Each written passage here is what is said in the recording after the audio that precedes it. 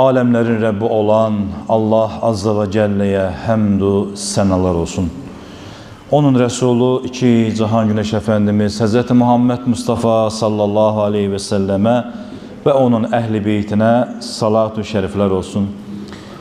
Allah'ın rahmeti, bereketi cümlemizin ve bütün ümmeti Muhammed'in üzerine olsun. Aziz, değerli kardeşler, bugünkü cümle vaaz mövzumuz, söhbətimiz yuxu ve yuxu ile bağlı əsaslar olacaktır. Bu da insanları maraqlandıracaq mövzudur. Çünkü bəzən suallar verirlər ve hamımızın bilməsi lazımdır ki, görək bu xurafatdır mı, yoksa bu dində yeri nədir mi? Ona göre bunun hakkında məlumatımız olmalıdır. Biz de əlbəttə ki, səhih hədislər və ayətlər üzərində bu mövzunu işləməyə çalışacağıq inşallah. Bilirsiniz ki, insan duygusal bir varlıqdır. İnsan tək maddiyyətdən ibarət değildir. Yani bizim fizyolojik quruluşumuzdan ibarət değildir insan. Yani gözümüzün görmediği ve hislerimizin olduğunu inkar etmediğimiz hallarımız vardır. Yani bazen tabii ki əməllərdə müsbət olarak görsənir. Ama insanın iç alemini Rabbindən ve özündən başka heç kim bilə bilmir. Ona göre yani bütün manevi neler varsa, gıdalar dediğimiz, ruhumuzun aldığı, maneviyyatımızın, kalbimizin, yani imanımızın gıdalandığı ne varsa, onu biz dilimizle ne kadar söylesek de bir yere kadar anlayabiliriz. Gerek onu yaşamak lazımdır. Ondan da biri hislerimizdir. Yani var ama gösterebilmirik. Onu göstermek olmur. Ama o da nedir? Manevi değerlerimizden biridir. Ve aynen de geybe dair olanlardan da biri de bizim herkesin yaşadığı bu rüya dediğimiz yuxu. Şimdi görək İslam bu yuxuya necə baxır?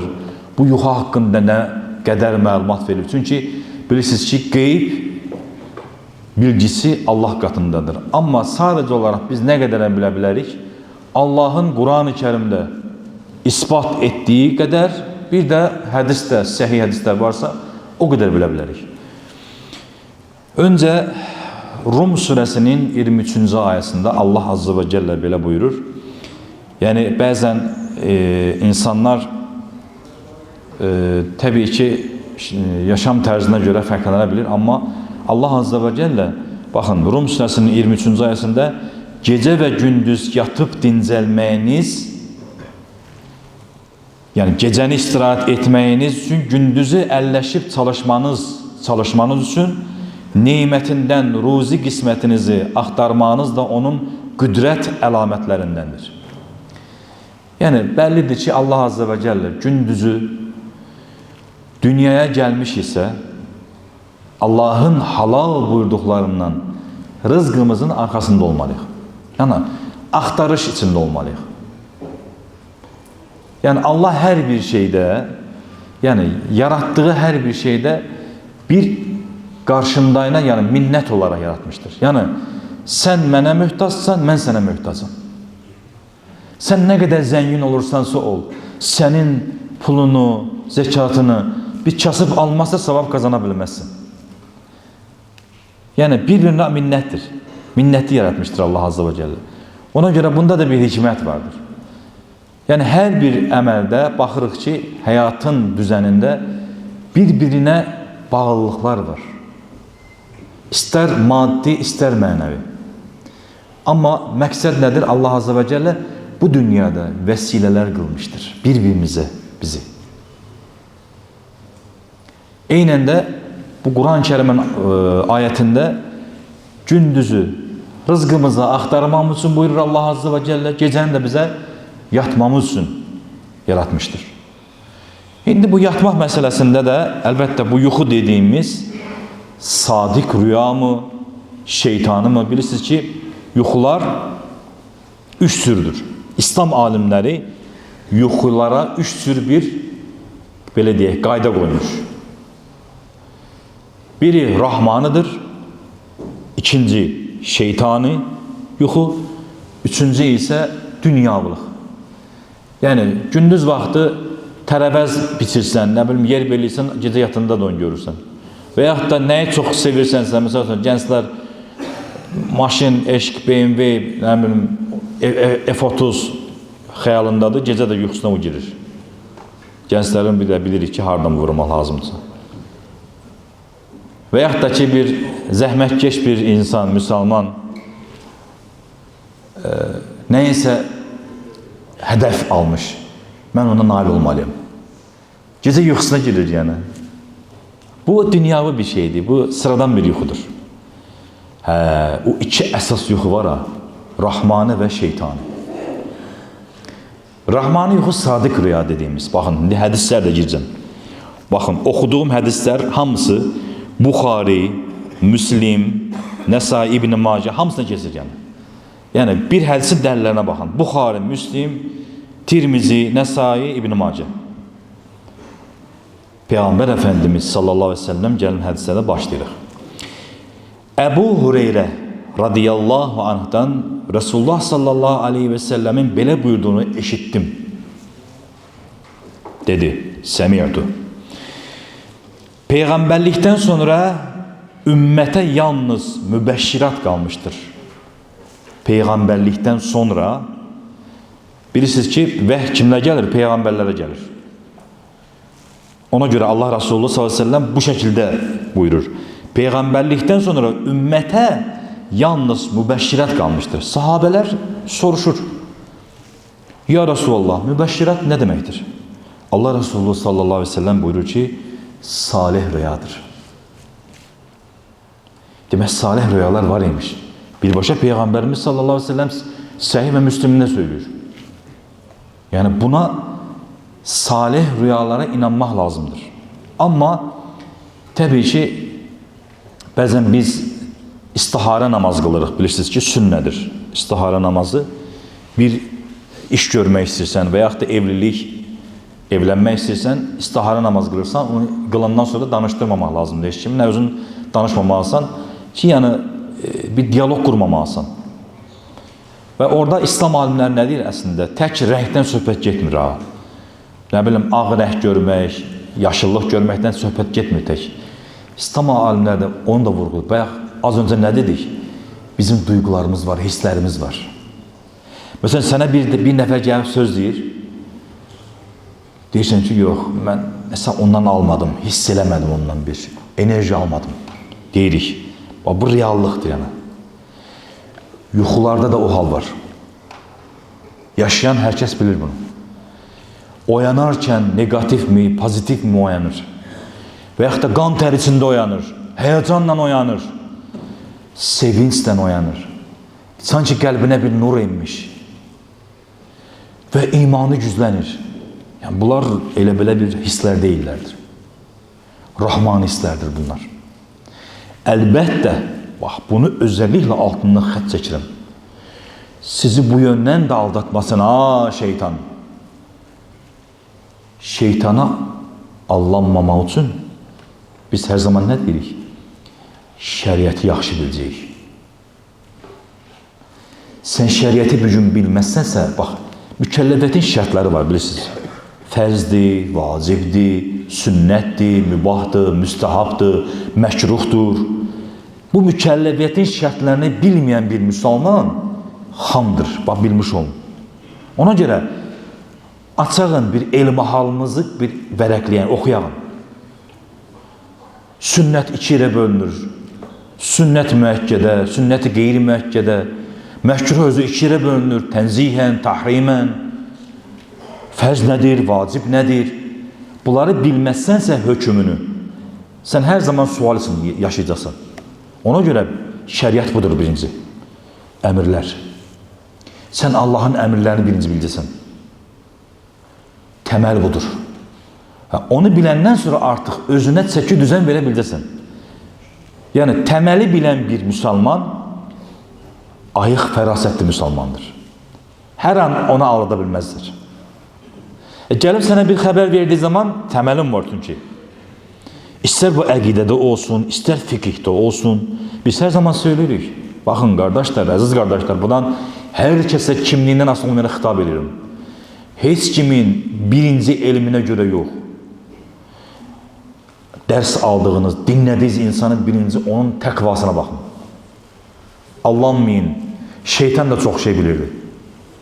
Bu dəqiqə elə aldadırlar ki insanları. Da biz toplum olaraq elhamdülillah içkidən, zinadan aldanacaq toplum deyilik biz. Biz kimə xitab edirik bilirik. Bu toplumu içkidən, zinadan aldada bilməzsən bu toplumu. Bu toplumu nədən aldada bilərik? Kur'an'ı yanlış təfsir verməkdən, hədisi şəriflərin nüzuluna baxmamaktan aldatmaq olar. Ona görə təməli güclü olsun. Öncə şəriətdir. Allah'ın əmirləridir. Yaxşı biləcəksin. Araşdıracaqsan ey gənc.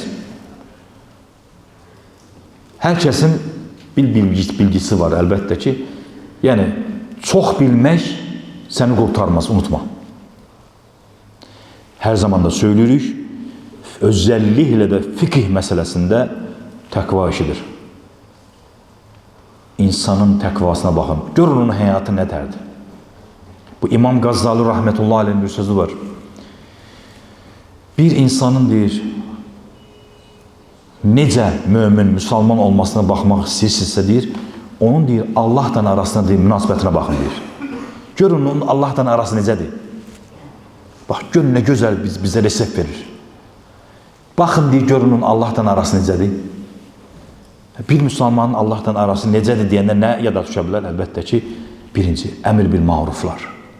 Nəhy anil münkərlər, təqva. Bu nə qədər diqqət eləyir? Ondan sonra qardaş, arxayın ol. Ona görə çox çətin dönəmdə yaşayırıq. Bu müxataplarımız Quran və hədislərdən aldana bilərik. Ona görə ayıq olmaq lazımdır. Bu müxataplarımız zina ilə, içkidən heç kim azdıra bilməz. Məsəlin içində girənlər işin qaymaqlarıdır misalı. Elhamdülillah. Ona görə yəni bizim də aldanacağımız yerlər vardır. Diqqətli olalım. Əbu Hüreyrə radiyallahu anh'dan rivayet edildiyinə görə Nəbi sallallahu aleyhi ve sellem belə buyurdu. Qiyamət yaxınlaşdıqda müminin yuxusu yalan çıxmaz. Mömin rüyası peyğəmbərliyin 46'nın biridir. Bax bu da Buxarıda, Müslimdə, Əbu Davudda, Tirmizdə, İbn Macədə keçən hədisdir. Sənədləri. Bir də söyləyirəm hədisi. Qiyamət yaxınlaşdıqda müminin yuxusu yalan çıxmaz. Müminin rüyası peyğəmbərliyin 46'da biridir. Və başqa bir rivayətdə sizin ən sadiq rüya görəniniz ən doğru danışanlarınızdır. Məsələn, bilirsiniz ki, ən azından bir cənazə namazı qıldığımız zaman, cənazəyə getdiyimiz zaman kim dünyasını dəyişib deyirik. Filan kəs cənazə gedən insanlar istəyir ki, hamı savab qazanır. Bilirsiniz ki, cənazə namazı qılmanın savabını, bastırmanın savabını, yəni Uhud dağı qədər savab vardır. Nə qarırıq birinci? Şəxsən biz, qardaş, o kimi idi elə? Necə adam idi? Məsəl üçün, uzağa getməyik. Bizim məscidimizin qarşısında cənazə gələndə soruşuram. Qardaş, tanıq görüm kimdir o qardaş? Görüm kimə xitab edəcəm mən? Ən azından orada bir vaaz var da, bir xitabət var orada. Xütbəsi var, az da olsa cənazənin xütbəsi. Ən azından kimin cənazə namazını qılıram? Mən bilmək hüququmdur. Hüququmdur mənim. Nağarırıq, araşdırırıq. Artıq nağarırıq, orada diaqnoz qoyuruq. Filan kəs adam namaz qılırdı və yaxud da namaz qılmırdı. Çox fırlaq adam idi. Çox yalancı idi. İnsanı belə təsbit eləmək olur da, demək istəyirəm. Məsəl üçün, Peyğəmbər Əfəndimiz sallallahu aleyhi ve sellem iki qəbrin yanına keçir, deyir. Bunlar kimdir deyir? Bunlar deyir qəbir azab çəkirdi. Özləri deyir, xəfif bir əməldən dolayıdır. Bu kimdir soruşanda Peyğəmbər Əfəndimiz s.ə.v sahabə, ya Rasul deyir, biri deyir, ayaq üstə deyir, idrar eləyirdi deyir. Ondan azab çəkir. Biri de deyir, bir insanlar arasında söz daşıyan idi. Görsəm, orada bile diagnoz qoyulur. Ona göre bir insan ki, bilirsən ki, yalan danışanda, bu sadık insandır, bir de var, bu dürüst insandır. Ve hatta yuxunu bile əhlinə anladım deyir. İndi hədislər gələcək inşallah. Çünkü yalancı bir insanın yoxsa yalancı olar.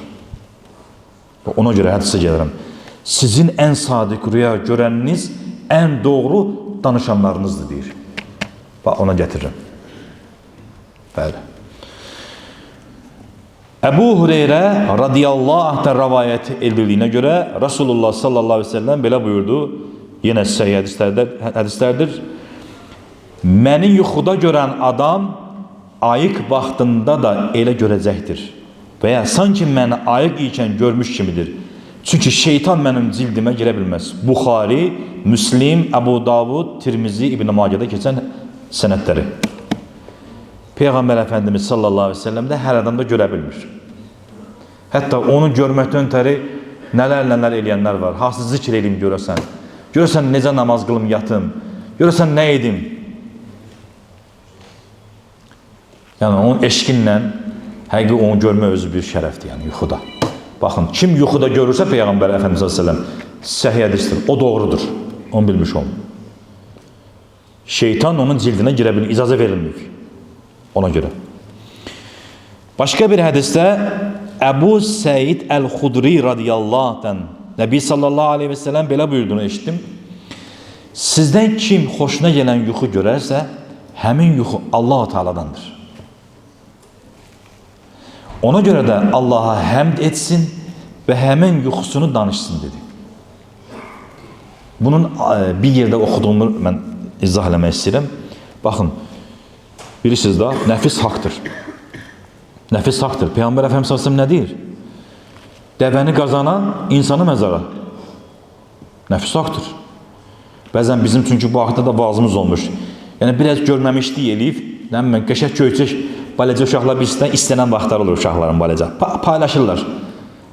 Uşaq xəstələnir, pis günə qalır. Lazım edir sənə. Nəfis haqdır. Ona görə yaxın dəyərlərimizi paylaşmamaq lazımdır. Nəfis haqdır. İndi elə gözəl bir yuxu görərsən ki, o sənin qəlbinin, imanının güclənməsinə sənə bir işarət ola bilər. Baxın, nə badə onu hər kəsə danışasınız. Yəni, onun özündən asılı olmayaraq sən nə deyər? Təbii ki, hamıya şamilləmirəm. Bu, insanın öz valideyni də belə gözləyə bilər, yəni. İstədiyindən, şirinliyindən, yəni. Nəfis haqdır çünki. O sənə nəfs edə bilər. Həzrəti Yaqub aleyhisselam, Yusuf aleyhisselam nə dedi? Nə badaha deyir, qardaşlara bu yuxunu danışasan deyir. Demədi mi ayətdə? Çünki paxıllığı tutacaq yəni. Ona görə hər gözəl yuxunu hər kəsdə danışmayın. Görün ki, bu insan səlim qəlblidir. Bu insan gözəl əxlaq sahibidir. Bir işarət almaq üçün əhlinə danışa bilərsən. Gözəl yuxunu. Pis yuxunda niyə danışma? Hem özünü psixoloji olarak oraya yükləyərsən, hem de şeytana yardım etmiş olarsan. Şeytan da nağarar, seviner. Zaten onu çöktürdüm onsuz da psixoloji olarak. Ve başlayacaq sənə müdaxiləsində rahat müdaxiləməyə. Şeytan yuxunda bu yönlü danışma olmaz. İndi o da gələcək. Necə? Başka bir rivayette belədir.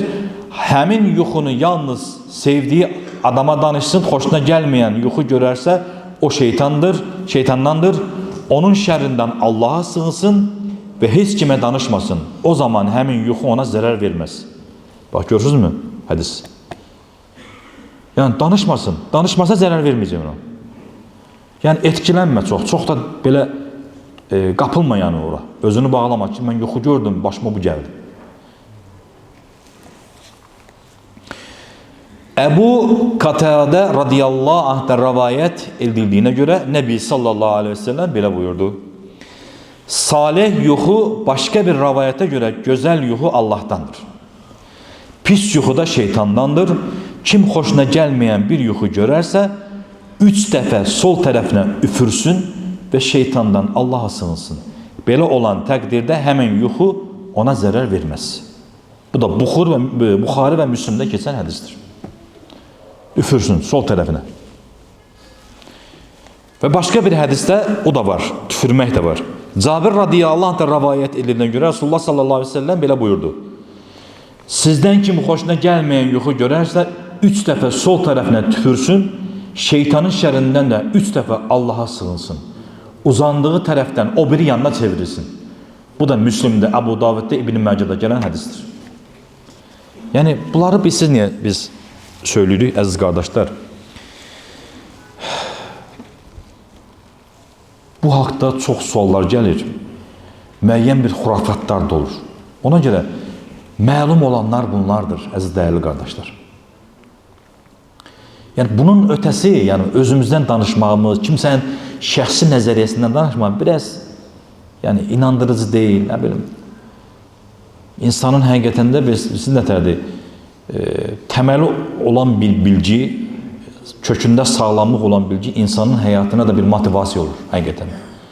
Yəni bugün biz bildik ki artıq, demək ki rahmani yuxu da var, şeytanı da var və gözəl yuxu gördüyümüz zaman onu insanlara hamıya açmaq olmaz, əhlinə, sevdiyini açmalısan və ola bilsin ki sənə bir çünki insan bəzən deyir, get ürəyin partlayıb danışmaq üçün deyir, get suya danış misalı da var el arasında.